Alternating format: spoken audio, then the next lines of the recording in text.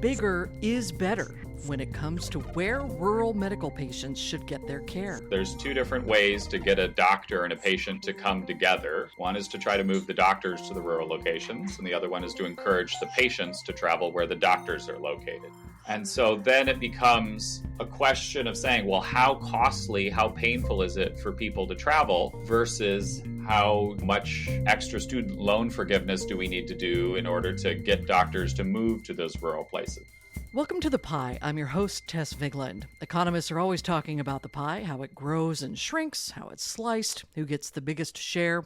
In this show, we're talking about the most pressing matters of the day seen through the lens of economics. The Pie is a production of the University of Chicago's Becker-Friedman Institute. And in this episode, we're questioning some long-held assumptions about the best ways to manage healthcare in rural areas. You may have in your mind the kindly rural doctor who serves and often visits patients throughout a wide swath of land and far-flung populations. That exists, but those patients often need care that local medical facilities cannot provide. The prevalent solution is often that more doctors and facilities need to base themselves in those areas. But does that lead to the best healthcare? Josh Gottlieb is an associate professor at the Harris School of Public Policy and co-director of BFI's Health Economics Research Initiative. And co-author Jonathan Dingel is an associate professor of economics at the Booth School of Business. Josh Gottlieb, Jonathan Dingel, welcome to The Pie. Thank you, Tess. Thanks so much for having us. Let's start by defining the problem here, at least the one that we often read about, which is the lack of access to healthcare in rural parts of America. I was reading a piece from the Association of American Medical Colleges that said that while 20% of the country's population lives in rural communities, only 11% of its doctors practice there. And that was in 2020. What led you to look into the solutions around this problem? Let's start with you, Josh. The question, Tess, is whether it's really a problem. Lots of economic activity is concentrated in space. By that, I mean that cities exist. We have people going around and working and buying things in particular parts of the country and particular parts of the world because it is more efficient in many ways to do that. It's good to have companies near their consumers. It's good to have all of the different things that you might need for your factory or for any other economic activity that you're engaging in all in one place. So our observation is that healthcare is just like any other economic activity. It's good to have all of it available in one place. Doctors can learn from each other. They can have the staff needed, the skilled staff they need to do different types provide different types of medical care. And if you try to spread them all out, then that could actually make outcomes worse. Jonathan? So there's this long-running concern about rural access to healthcare, but we know that people can travel for healthcare. The phrase medical tourism means something, but more generally, the presumption that we need to bring the doctors to the rural areas is only one of the potential solutions that is on the table. And what we're trying to do in our research is look at another angle on this, which is how often some rural patient is traveling to see the big city physician. We all know that happens anecdotally, but our research is trying to put some numbers on this phenomenon in order for us to think, coherently about, do we want to bring patients to doctors in big cities, or do we want to take doctors and move them to rural areas? And Josh, the traditional fix for this, assuming that it's a problem, which I know you've said it probably isn't, but the traditional fix has been, for example, medical schools offering specific programs to train rural doctors, other incentives to get those out, to get them out into those areas, right? And isn't there even a Medicare reimbursement incentive for rural providers? That's right. Policy tends to take the view that we need to bring the care to where the patients are.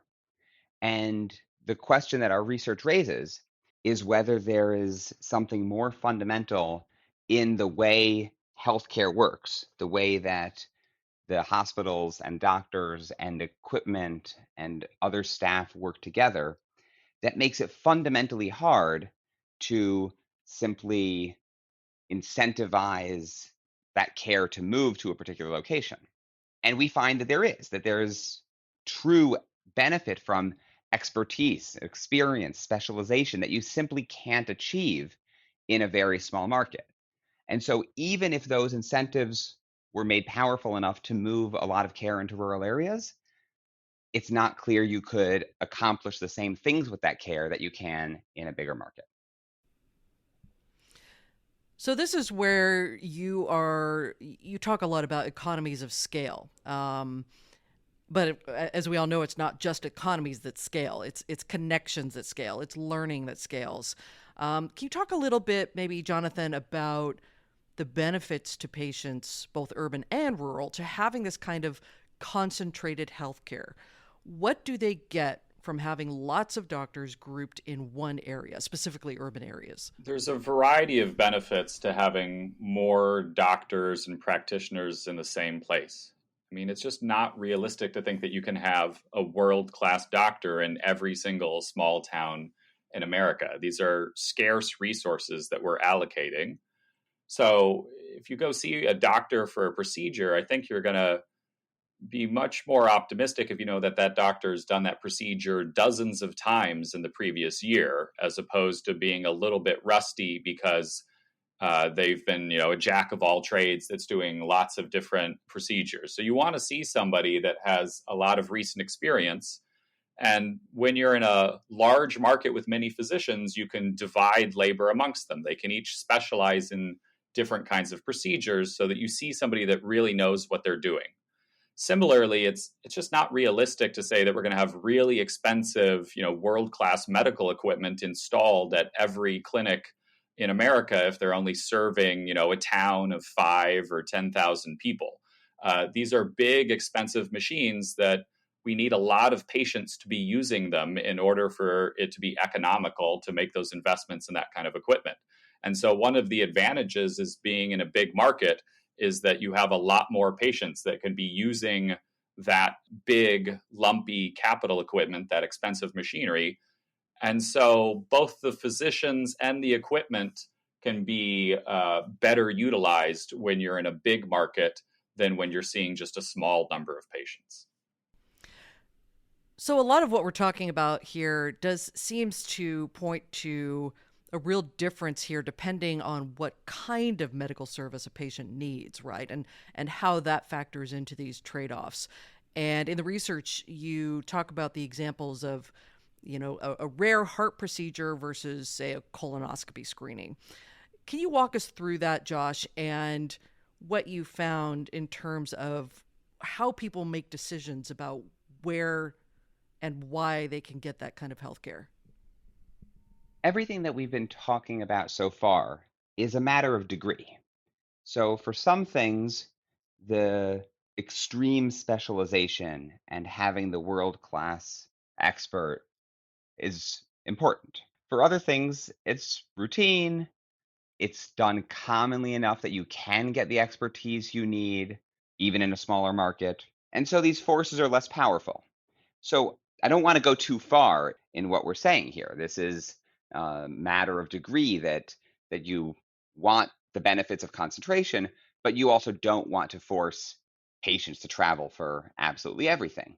And so, as you said, Tess, we look at colonoscopies and we look at cardiac device implantation because one of them is super common, the colonoscopy. And so you can achieve a reasonable scale in every market. You just don't have to worry about going to a highly specialized place like the Mayo Clinic for your routine colonoscopy. It can be done locally. There also may be weaker economies of scale in that kind of care. In contrast, super rare surgeries, you want to be with someone who knows what they're doing, and you just can't get that scale in a smaller market. So we find that there is a lot more travel for these rare services, and this is systematic across all the different services we look at. I mean, that could even be if you're in one city, a fairly large city, and you find that there's an even better expert in another. Like I'm in Portland, I might find somebody in Seattle who's even better. So this is, as you say, very common that people do this anyway. That's right. So let me give you an example from the upper Midwest.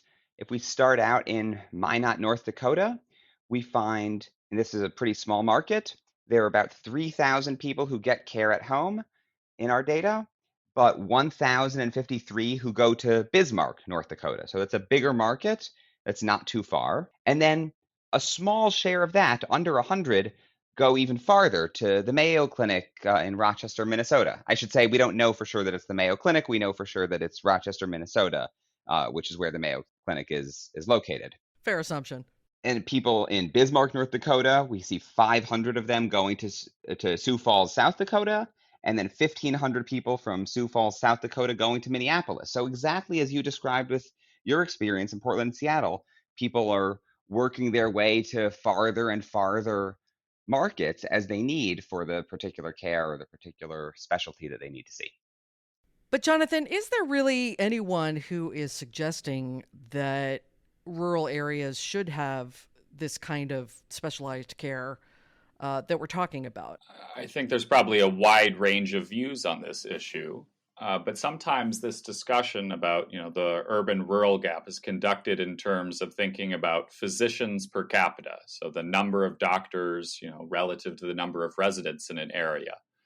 And the number of doctors per capita is 50% higher in the biggest regions than the smallest, least populous regions. And that's a concern people have. What we show in our research is if you look at the number of GPs, the family medicine and internal medicine practitioners, so like the most common job title that a doctor would have, that's kind of your primary care physician, those are basically equal in terms of the number of primary care providers per resident is basically the same in the big regions and the small regions. So that's not the medical resource, the kind of doctor that is unevenly distributed across space. What rural folks don't have so much access to is precisely the specialists. So to the extent that we're having this discussion about rural medical access, yes, it really is about, are we, wisely deploying these scarce resources, these specialists as a society? Yeah. You mentioned this common way that healthcare is measured by doctors per capita. That is often used as a proof point of inequity within the system overall, right? If that's not a good measurement, what's a better one? Well, I think you want to look at the care that patients are actually receiving. So rather than using the presence of the doctor in the rural location to try to proxy for access, it's better to measure directly, are these rural patients getting the procedures done? What quality of service are those rural patients receiving? Once you recognize that people are able to travel across regions, when you think about what's the well-being of a resident of Minot, North Dakota, you don't want to tally the doctors in Minot, North Dakota. You want to tally the quality of the services that are being received by the patients who might live in Minot but be traveling to Bismarck or to Sioux Falls or to Rochester. All right, well, let's talk about how you did quantify that, how you went about measuring the trade-offs here. Josh, talk me through what data set you were looking at and what you were looking for. We used the Medicare data that the BFI has purchased here at the University of Chicago, which contain billing records from millions and millions of Medicare patients, 1/5 of all patients on traditional Medicare. Every time they go see the doctor sends a bill to Medicare, and Medicare collects those data and sells them to academic institutions and others. And so those data are incredibly rich, measuring services that people get access to, that people consume, is generally pretty hard because you don't have any physical goods that are being transported from one place to another. Right. This is a case where we can measure it because the data are originally collected in order to process the bills so that Medicare can make appropriate payments to the healthcare providers. But in the process, they collect a lot of useful information. They keep track of what the procedure was that was provided. They keep track of where the patient lives and where the doctor is located or where the care was provided. So that gives us really rich data, and we can then basically count up How many times did patients from each region go to every other region? But Jonathan, where does that reflect the quality of the outcome of that care? Because isn't that really the end game here? You want to make sure that people are getting the care that they need and an outcome that is good. How do you use these numbers to say, well, yes, they did have to go from a small town to the big city to get the care, but it worked? Right.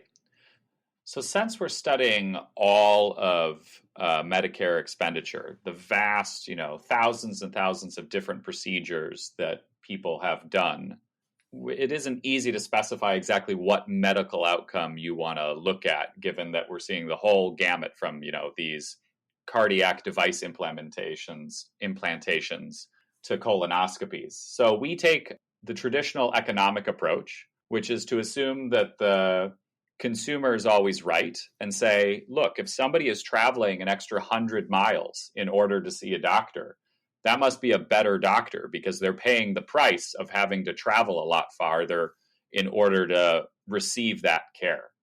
So, what we do is infer the quality of service based on the choices that these patients are making.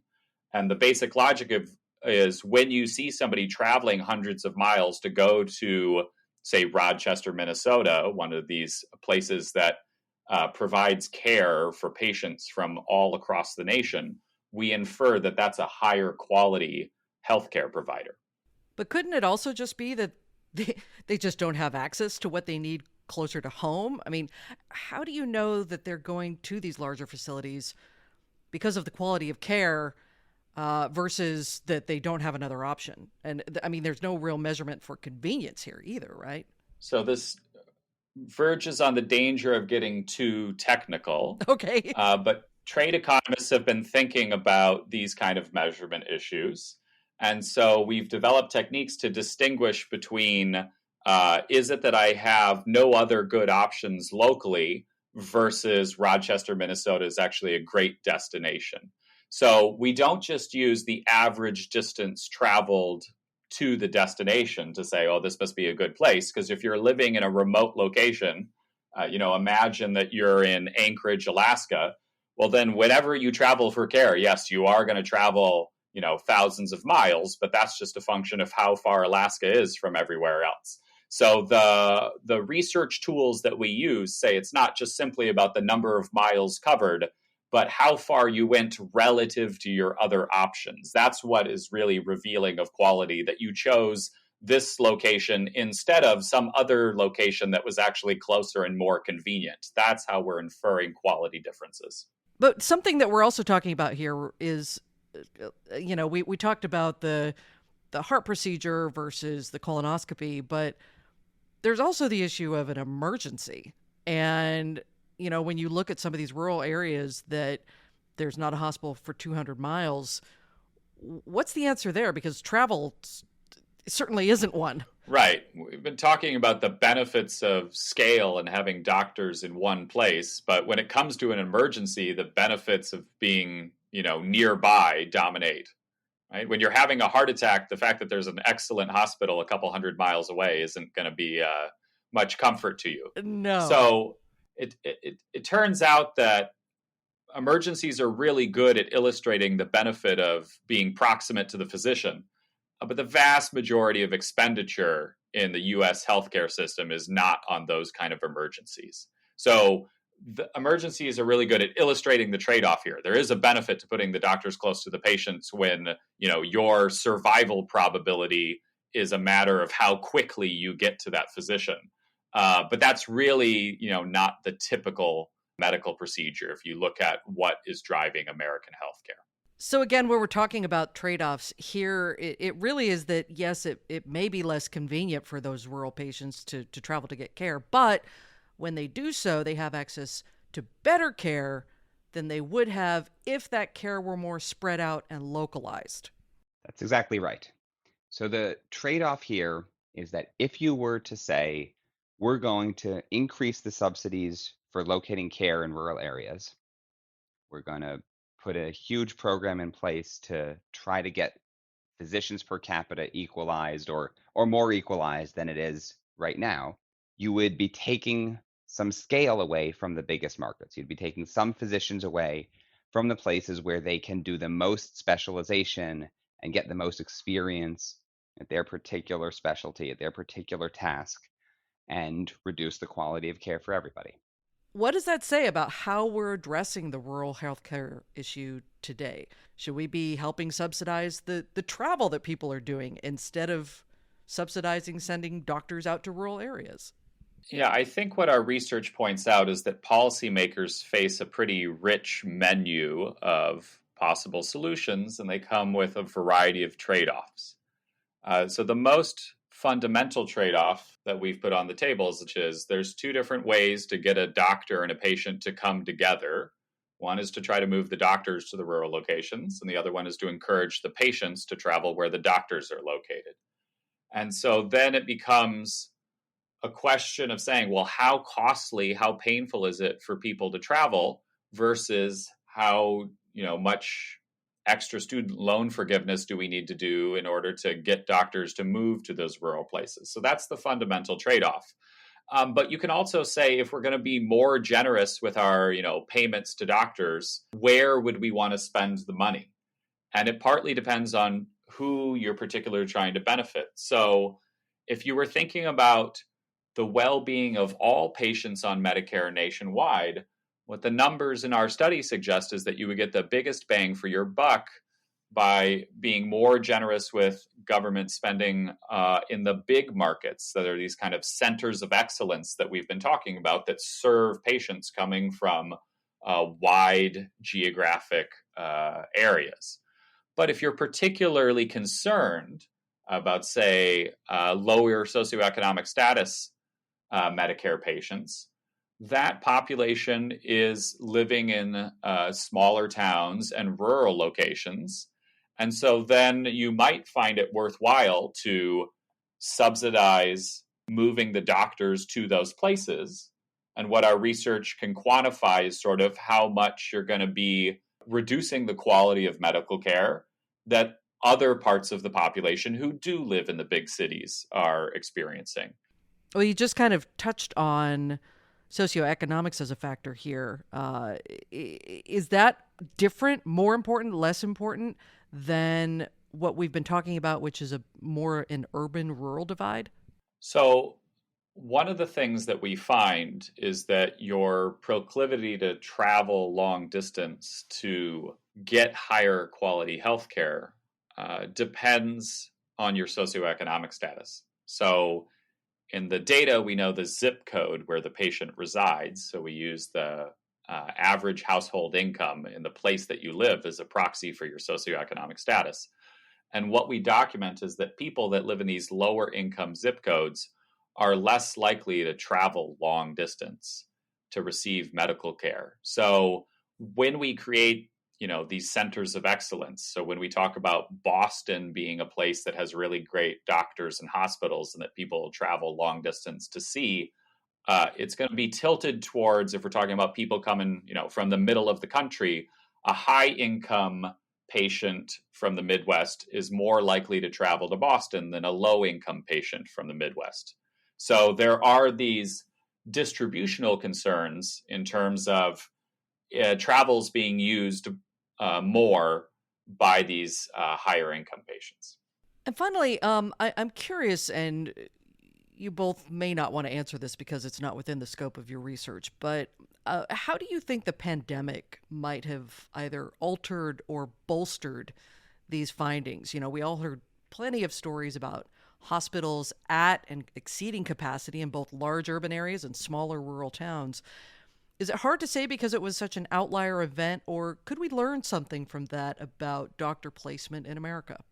So the pandemic is relevant in a few different ways for this. First, one thing that happened was Medicare relaxed its rules about when it would cover telehealth.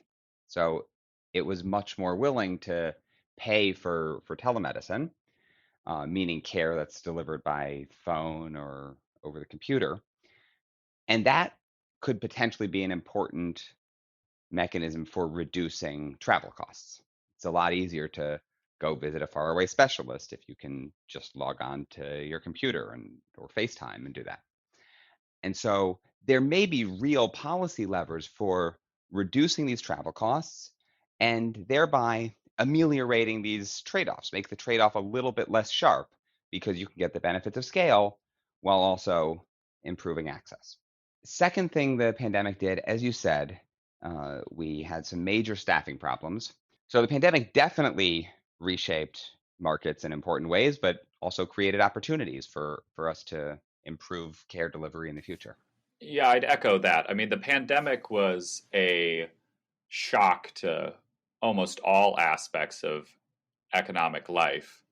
Medicine is one of these areas where there's a lot of promise, although, of course, whether it actually delivers depends on a lot of the details. And I guess more broadly thinking about, policymakers and what we should be doing, policymakers do face these tough trade-offs, and so there's not one right answer. But surely recognizing the importance of travel by patients, as we've documented our research, means that policymakers should not introduce impediments or try to discourage travel. And so if we can think about, encouraging telemedicine and encouraging travel, that seems like a way that we could try to turn this into something that benefits everybody. All right, Jonathan Dingel, Joshua Gottlieb, thank you both so much. Really appreciate it. It's great to talk with you, Tess. Thank you very much. The Pie is a production of the Becker-Friedman Institute for Economics at the University of Chicago. If you'd like to keep in touch with the latest economic research from the University of Chicago, you can visit bfi.uchicago.edu/subscribe. And you can sign up for our newsletter there as well. And of course, you can subscribe to The Pie on any of your favorite podcast platforms. Our theme music was composed by Story Mechanics, production assistance from the BFI Communications team. I'm Tess Vigland, your host and executive producer. Thanks for listening, and we'll see you next time.